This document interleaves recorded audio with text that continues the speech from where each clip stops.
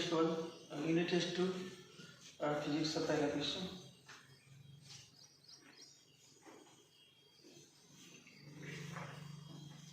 A phase difference between 2 points separated by 0.3 micrometer. A phase difference between 2 points is separated by 0.3 micrometer in a wave of frequency 5 into 10 to 14 hertz is 5. The wave velocity is. Wave velocity आणि particle velocity दोन प्रकार असतात। Wave velocity म्हणजे काय? Wave velocity म्हणजे हा असतो formula v = n lambda किंवा c = nu लॅम्बडा। c म्हणजे light velocity of light, nu म्हणजे फ्रिक्वेन्सी ऑफ लाईट, लॅम्बडा म्हणजे वेव्हलेंथ, v म्हणजे व्हेलॉसिटी, n फ्रिक्वेन्सी, लॅम्बडा म्हणजे वेव्हलेंथ। कुठल्या मध्ये एकच आहे। आणि फेज डिफरन्स फॉर्म्युला आठवते बघा, ऑसिलेशन मध्ये झालेला आहे। ऑसिलेशन फेज डिफरन्स किंवा असं घेतलं आपण 0 π/2 पाय 3 π/2 आणि 2 पाय।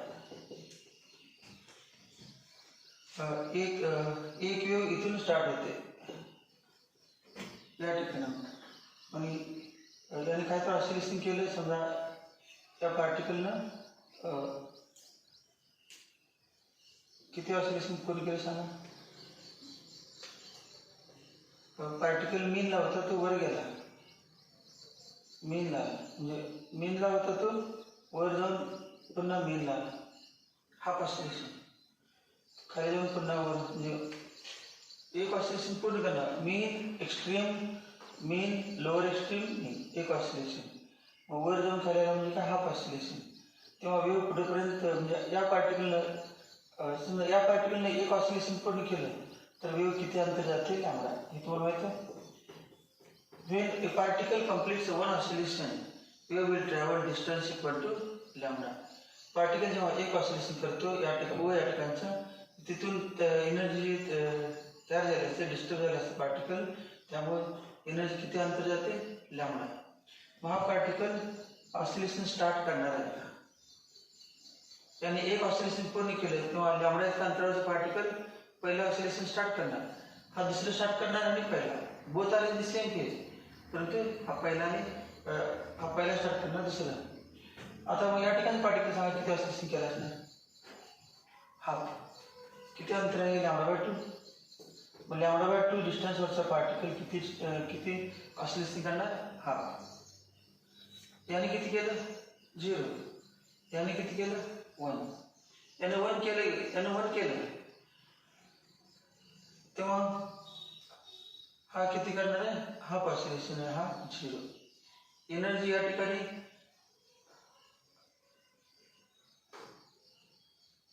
कधी पोहोचणार आहे, एक ऑसिलेशन पूर्ण केल्यानंतर। हाफ ऑसिलेशन म्हणजे सर्क्युलर मोशन मध्ये बघा, या पद्धतीने डायग्रामवरती डायमीटर पार्टिकल या ठिकाणी आहे, इथपर्यंत गेला सर्कलवरून, तर त्याचा प्रोजेक्शन आहे ना, प्रोजेक्शन परपेंडिक्युलर, पार्टिकल बाजूला पुढे जाईल तसं परपेंडिक्युलर डायमीटरवरती बघा चाललेलं आहे। इथे पुढेपर्यंत कुठून गेला प्रोजेक्शन परपेंडिक्युलर, एका एंडकडून दुसऱ्या एंडकडे किती अंतर गेला 2, आणि अँगल किती झाला म्हणायचा 180। या ठिकाणी पार्टिकल होता, रेडियस वेक्टर r होता, पार्टिकल फिरत या ठिकाणी गेला तेव्हा त्याचा पोझिशन वेक्टर हे असं फिरत गेल्यानंतर अँगल किती कव्हर केला 180 म्हणजे पाय। पार्टिकलने डायमीटरवरच्या पार्टिकलने किती ऑसिलेशन केली, हाफ। इथे पार्टिकल होता, सर्क्युलर मोशन करताना या ठिकाणी गेला तेव्हा त्याचं परपेंडिक्युलरच्या पोझिशनचा पार्टिकल इथून इथपर्यंत गेला। आता बघा हा पार्टिकल पी या दिशेने चाललेला आहे, परपेंडिक्युलर इथं आला, हा पार्टिकल या दिशेने परपेंडिक्युलर या ठिकाणी, हा पार्टिकल या ठिकाणी परपेंडिक्युलर या ठिकाणी, बरोबर। अँगल किती 270, तेव्हा डायमीटरवरचे प्रोजेक्शन पी पासून कुठे आले, ए पासून बी पर्यंत आलं आणि पुन्हा रिव्हर्स गेले इथपर्यंत। आणि जेव्हा हा पार्टिकल पी एक रिव्हॉल्युशन पूर्ण करतो तेव्हा डायमीटरचा पार्टिकल इथून इथपर्यंत जाऊन पुन्हा काय होतं ओरिजिनल पोझिशन जातो, म्हणजे एक ऑसिलेशन करतो। When particle P performs circular motion, it's a projection perform one oscillation on diameter. पुस्तकामध्ये आहे SHM is uniform circular motion on any diameter. तो पॉइंट डिलीट झाला आपण घेतलेला नाही ऑसिलेशन चॅप्टरमध्ये. मग तुम्ही काय लक्षात ठेवायचं, एक ऑसिलेशन म्हणजे 2 पाय, एक सर्क्युलर मोशन म्हणजे किती अँगल 2 पाय. फिक्स आहे की ऑसिलेशन मध्ये फॉर्म्युला तोच आहे की time period of a particle performing SHM आणि time period of a particle performing circular motion दोघं टाइम पिरियड सेम फॉर्म्युला आहे ना. T equal to 2 pi upon omega. T equal to 2 pi upon omega. आपल्याला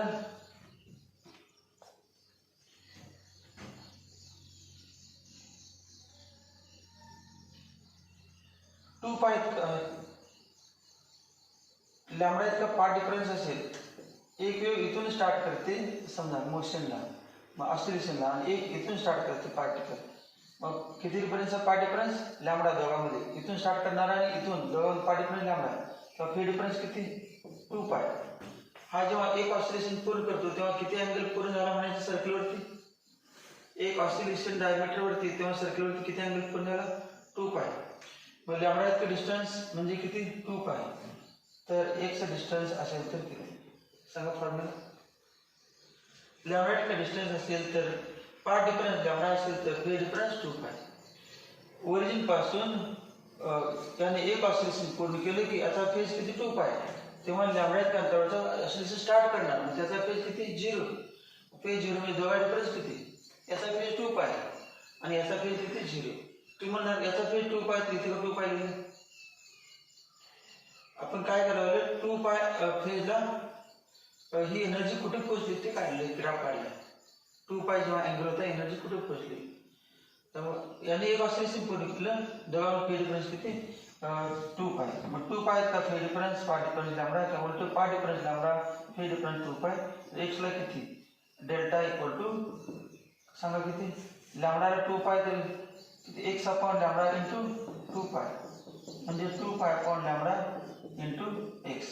हा delta म्हणजे काय फे difference. Phase difference equal to 2 pi upon lambda into X. X म्हणजे काय पार्ट डिफरन्स. हा फॉर्म्युला आहे. या फॉर्म्युला फे difference equal to 2 pi upon lambda into path difference. Phase difference equal to 2 pi upon lambda into progressive equation आहे y equal to a sin omega t minus delta असा formula आहे. तर delta म्हणजे हा phase difference 2 pi upon lambda into path difference.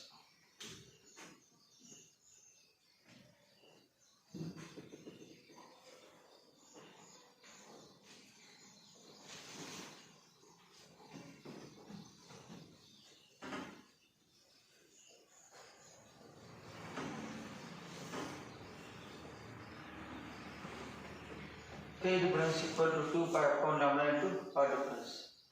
बघा काय काय दिले. फे डिफरन्स दिलेला आहे पाय, फे डिफरन्स पाय 2 pi upon lambda into path difference. Part difference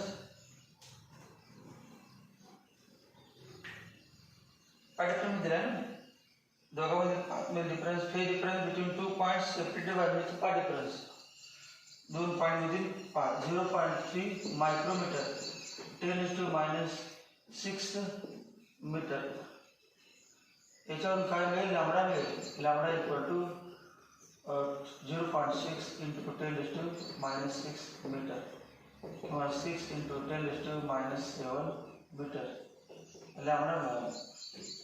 तर आपल्याला लॅम्बडा नाही काढायचं, आपल्याला काय करायचं सांगितलं wave velocity formula C equal to nu lambda. Therefore, VP म्हणा चालते V equal to n lambda. n frequency दिलेलं आहे 5 into 10⁻⁴ into lambda 6 into 10⁻⁷ equal to 30 into 10⁻, बरोबर 10⁻⁷ म्हणजे 3 into 10⁸. 3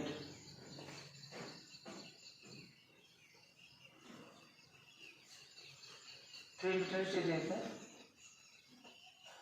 आन्सर काय चुकी सांगलं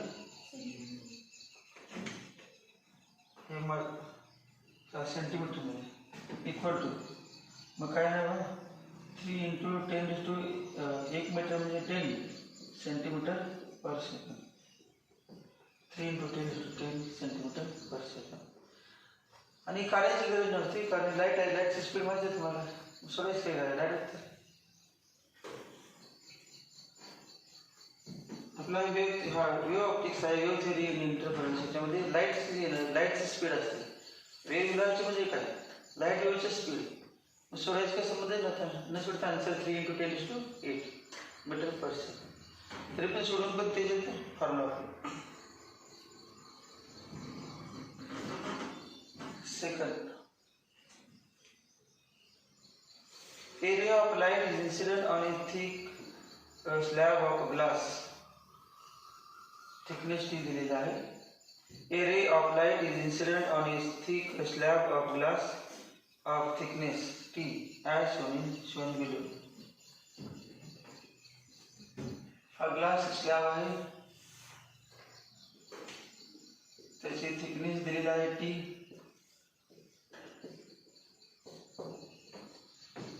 The emergent ray is parallel to incident ray but displayed sideways by a distance d. A normal incident ray angle of incidence जर glass नसता तर light असं straight गेला असता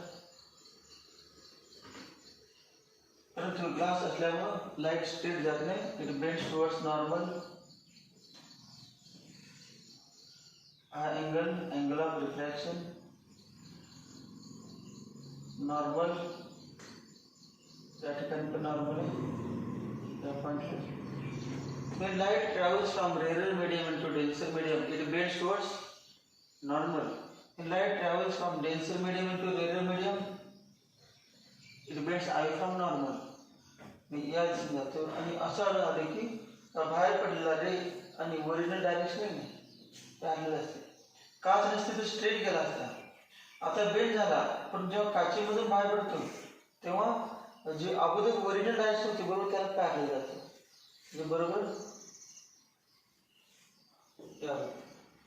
दोन्ही पॅरलल बाहेर पडलेली डायरेक्शन आणि जे स्ट्रेट गेला असतं ती सेम असते मग किती निश्चित झाला जाताना पॅरलल जाते पण ती काचेमध्ये बघा या दिशेने न जाता यावर शिफ्ट झालं मग याला म्हणायचं अँगल ऑफ डेव्हिएशन कितीने डेव्हिएट झाला विचलित झाला रे स्ट्रेट न जाता स्ट्रेट जायला पाहिजे तर ओरिजिनल डायरेक्शन जायला पाहिजे तर डेल्टा च्या अँगल म्हणून डेव्हिएट झाला मग तुम्ही परपेंडिक्युलर टाकला समजा आपण हा परपेंडिक्युलर अँगल 90 आणि हेच काढायचं आपल्याला काय काढायचं आपण The emergent ray is parallel to incident ray. Emergent ray, emergent ray. Here incident ray. Emergent ray is parallel to original direction of incident ray, but displayed sideways by distance d. Here distance कितनी है d? Displayed sideways by distance d. Parallel परंतु त्यापासून किती display झाले sideways असं बाजूला lateral displacement. Lateral म्हणजे lateral shift. त्याचं नाव काय डी म्हणजे लॅटरल शिफ्ट ते 11वीच्या फिजिक्समधील आहे रिफ्लेक्शन ऑफ लाईट मध्ये 11वीचा आहे चॅप्टर पण परीक्षा तुम्हाला त्यावर प्रॉब्लेम नाही हा चॅप्टर आहेच 11वीचा लॅटरल शिफ्ट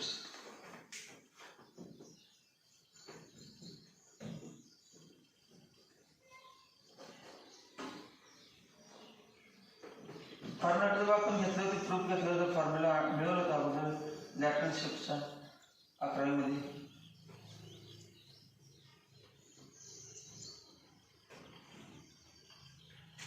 याला ए नाव दिलं याला बी नाव दिलं आणि याला सी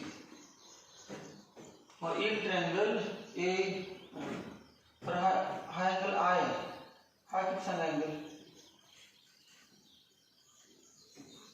हा पण आय व्हर्टिकली अपवर्ड अँगल हा नॉर्मल आणि हा नॉर्मल आणि हा अँगल आय असेल हा पण किती असणार आय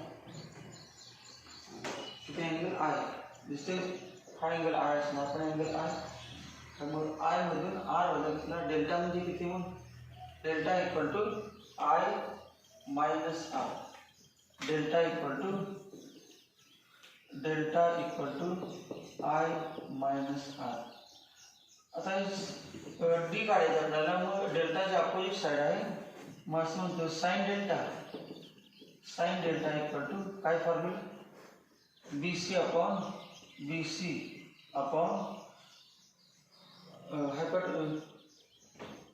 कुठला हायपोटेनस हा नाही A B hypotenuse A B therefore B C म्हणजे डी बी सी डी आहे ही डेल्टा म्हणजे I minus R equal to B C किती आहे डी अपॉन ए बी मग आपल्याला डीच काढायचा आहे D equal to A B into sine I minus delta आता ए बी काढलं की डेल्टाच फॉर्म्युला तयार होईल तर हा ट्रायंगल बघा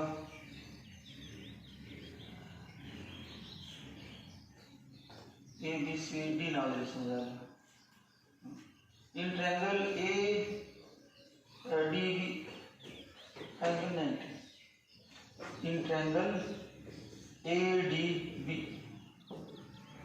sin AB काढायचा AB म्हणजे हायपोटेनस आणि अँगल R माहिती आहे थिकनेस माहिती आहे ना थिकनेस माहिती आहे त्यामुळे ॲडिशन साईड माहिती आहे मग कॉस वापरायचं कॉस R ॲडिशन साईड माहिती आहे cos R equal to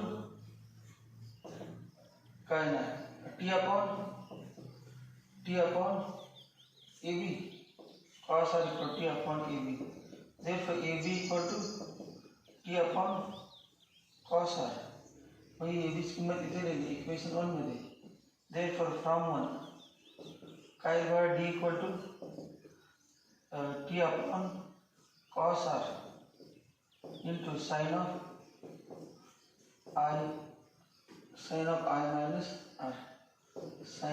minus R.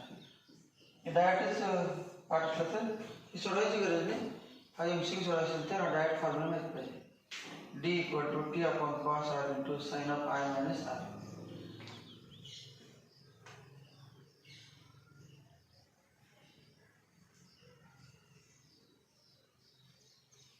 If the angles are small the angle small म्हटले का एंगल स्मॉल म्हणजे कुठले एंगल सगळेच angle small I small R small आता आय जर स्मॉल असेल जेवढा अँगल आय जास्त तेवढा आर जास्त असतो कारण कसं हा फॉर्म्युला आहे mu equal to sine i upon sine r माहिती आहे mu equal to sine i upon sine r mu remains constant मग as i increases r increases as i decreases r decreases मग आता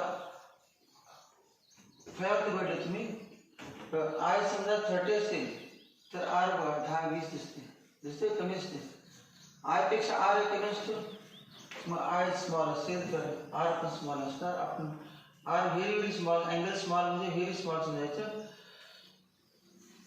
आणि if angles are small formula आहे if angles are small sine theta nearly equal to theta हा formula आहे sine theta nearly equal to theta if angle is small sine theta nearly equal to theta मग आता या ठिकाणी i small आहे r small आहे त्यातला difference लहानच असणार आहे i and r small therefore I minus R is very small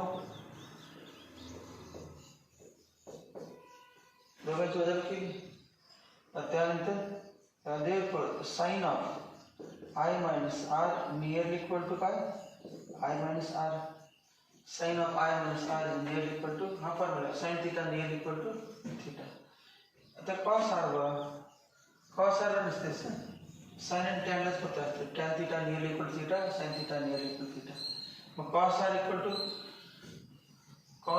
equal to R angle small आहे समजायचा आणि इतका स्मॉल आहे की तो झिरो नियरली झिरो समजायचं स्मॉल आहे म्हणजे काय नियरली झिरो समजायचं अँगल आय आणि आर स्मॉल म्हणजे नियर झिरो, कॉस झिरो किती 1. स्मॉल आय म्हणजे नियरली झिरो घ्यायचं, very small nearly zero. Cos R तर किमती लिहिलं तर काय बघा फॉर्म्युला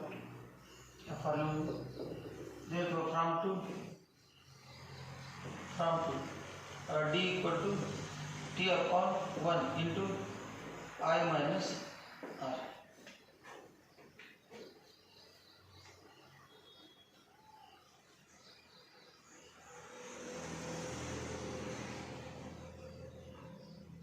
कुठला ऑप्शन बघ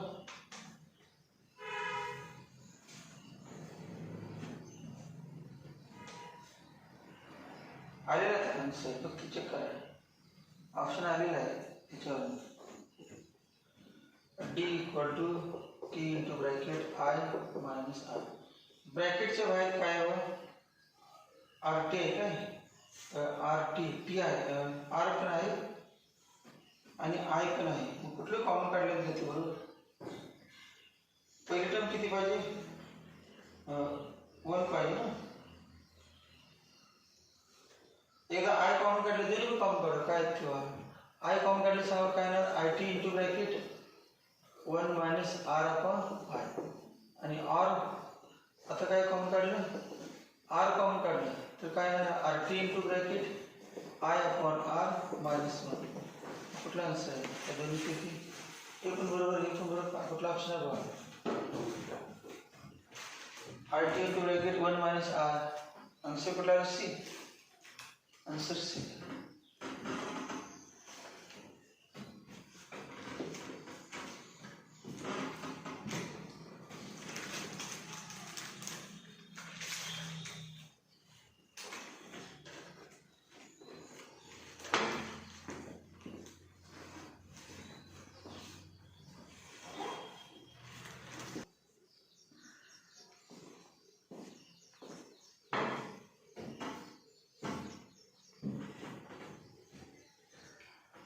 Question number 3. Two rays of monochromatic light are reflected from the plane surface as shown in figure. Two rays of monochromatic light are reflected from plane surface as shown in figure.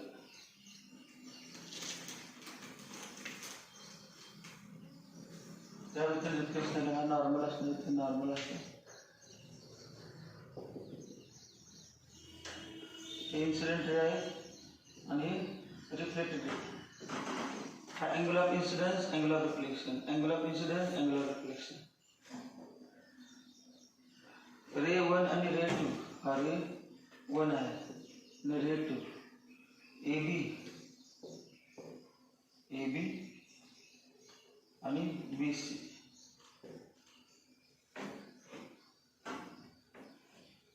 The path difference between the two reflected rays 1 and 2 is AB perpendicular to number 2 ray and CB perpendicular to म्हणजे दोघे एकमेकाला परपेंड पाहिजे ना. हा angle 90 हा angle पण 90. आता 90 ना पाहिजे परंतु अँगल कसा पाहिजे 90 पाहिजे असे रेखा पाहिजे या वृत्तीने एकमेकाला. थोडक्यात हे वेवफ्रंट आहे. ए बी काय वेवफ्रंट हे रेज आहेत आणि वेवफ्रंट लाईट असं आलेलं आहे इन्सिडेंट झाला आहे पुन्हा रिफ्लेक्टर गॅसने गेलेला आहे. त्याला इन्सिडेंट प्लेन वेवफ्रंट त्याचं नाव काय reflected plain wavefront. Reflected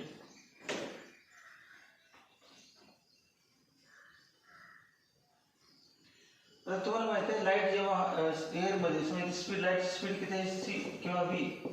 light speed C आहे आणि टाइम टी त्या टाइममध्ये लाईट कुठे गेला बी पासून सी पर्यंत. हे डिस्टन्स मग बी सी इक्वल टू काय ना स्पीड बी म्हणतो b into t. Velocity equal distance upon time. Distance b c equal केली b into t. During the same time the light wave reflected by a will travel same distance. आणि इथून बघा पुढे perpendicular मी इथून पुढे दोघं बरोबर जात नाही. इथून लाईट असं म्हणजे की पार्टिकल सेम आले दोन्ही रेची सेम फेजमध्ये आहे. इथेपर्यंत सेम आहे. इथून एवढाच प्रॉब्लेम झाला मध्येच गॅपमध्ये. इथेपर्यंत होते सेम पार्ट डिफरंट नव्हता दोघांमध्ये दोघं बरोबरच होते पॅरलल. पण इथून काय झालं बी पासून सी पर्यंत लाईट पुढे गेलं, याला पुढे जाता आलं नाही तर रिफ्लेक्ट झाला. मग बी पासून सी पर्यंत जाईपर्यंत तो कुठे गेला, ए पासून दुसरा रे बी पासून सी पर्यंत गेला, तेव्हा पहिला रे रिफ्लेक्ट होऊन कुठे गेला, ए पासून बी पर्यंत, आणि इथून पुन्हा दोघांनी बरोबर. मग इथून पुढे पार्ट डिफरन्स सांगा दोघांमध्ये, इथून पुढे part difference 0. They are the same page. इथेपर्यंत पार्ट डिफरन्स 0, उरला पार्ट एवढाच. मग हे पण सेम आहे, ए बी आणि बी सी पण सेम परपेंडिक्युलर आहे. बी पासून सी पर्यंत दोघं पण हवेतच गेलेत की, दोघांची पण सेम. बी पासून सी पर्यंत जाणार तेव्हा ए पासून बी पर्यंत गेलेलं आहे. मग ए बी इक्वल टू काय असणार आहे, बी सी. ए बी आणि बी सी सेम. म्हणजे लाईट वन ए पर्यंत झाला, म्हणजे ए पासून बी पर्यंत जाईपर्यंत हा बी पासून सी पर्यंत पुन्हा दोघं बरोबर गेले. म्हणजे पार्ट डिफरन्स किती दोघांमध्ये, दोघांनी समान अंतर कव्हर केलं. इथून इथे पण जाईपर्यंत इथून इथे पण गेला, हे अंतर मोजलं आणि हे अंतर मोजलं, काय सेम आहे. त्यामुळे इथून पुढे जाताना कसे असतात, they are in the same phase. दिसतेच की एकाच वेव्हफ्रंटवरती दोन सेम फेज. मग पार्ट डिफरन्स किती, 0. आपल्याला ते विचारले तेच path difference between two reflected rays. मग पार्ट डिफरन्स किती आला, equal to 0. Path difference equal to 0. पुढचा question 4. The depth of a pond is 10 meter. The depth of a pond is 10 meter.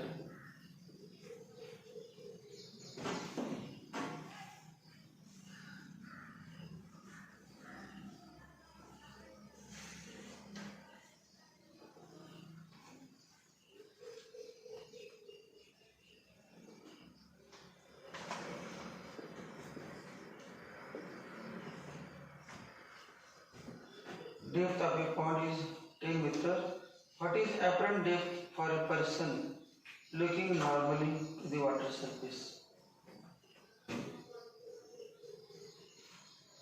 Depth आहे समजा इतकी. फॉर्म्युला पाठ आहे तुम्हाला. apparent depth, real depth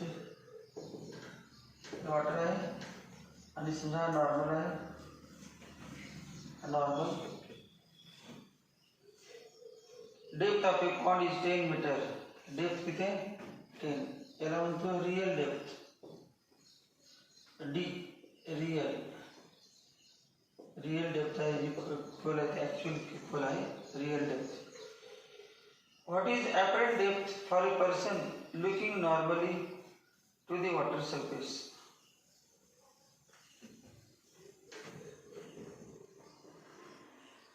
person इथून बघायला असं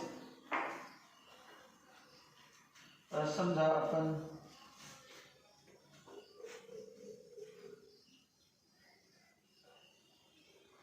त्यात डोळा समजा एक रे इथून असे दोन रे,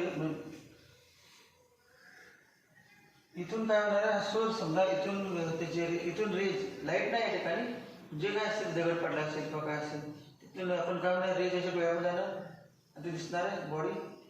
किंवा इथून डायरेक्ट आपण परपेंडिक्युलर घेतलं,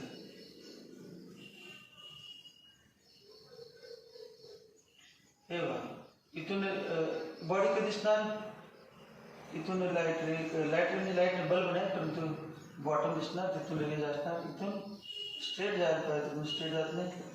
मग सांगा हे light travels from denser medium to radio medium कुठे जाणार,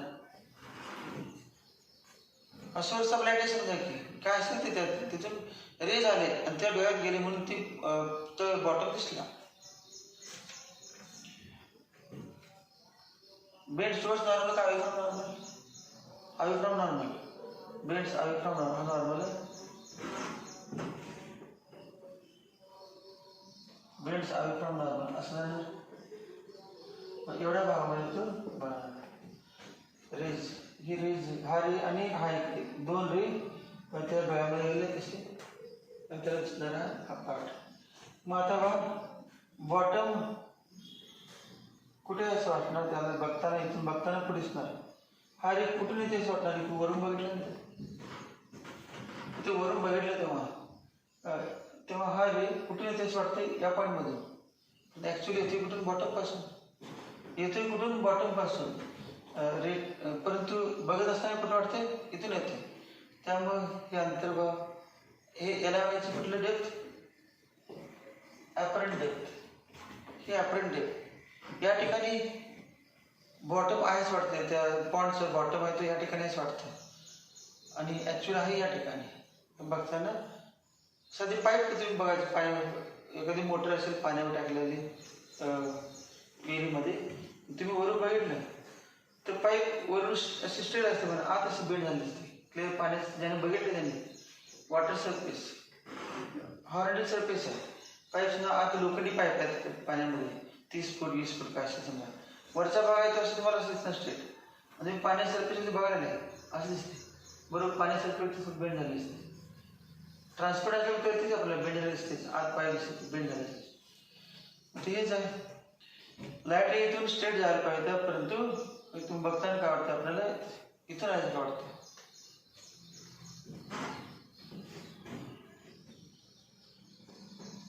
मग हा अँगल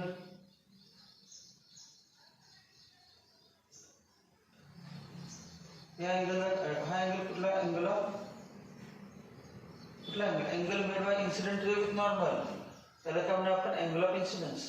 त्याचं नाव काय अँगल ऑफ इन्सिडन्स. मग इथून राईट बेंड झाला याचं नाव काय सांगू अँगल मेड बाय हा कुठला angle made by refracted ray with normal angle of refraction. हा अँगल म्हणजे त्यातला कुठला अँगल त्या दोघांमधील अँगल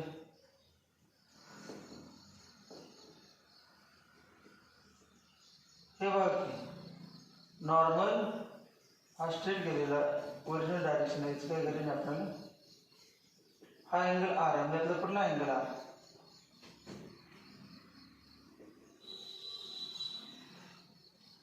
हा अँगल आर.